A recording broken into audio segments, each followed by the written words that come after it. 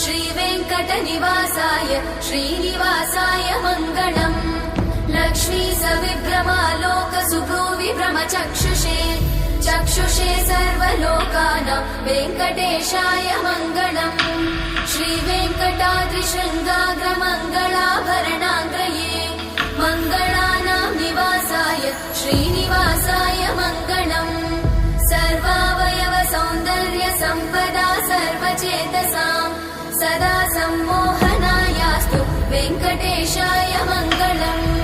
नित्याय निरवध्याय सत्यानन्दचिदात्मने सर्वान्तरात्मने श्रीमद् वेङ्कटेशाय मङ्गलम्। स्वतः सर्वविदे सर्वशक्तये सर्वशेषिने सुलभाय सुशीलाय वेङ्कटेशाय मङ्गलम्। परस्मै ब्रह्मणे पूर्णकामाय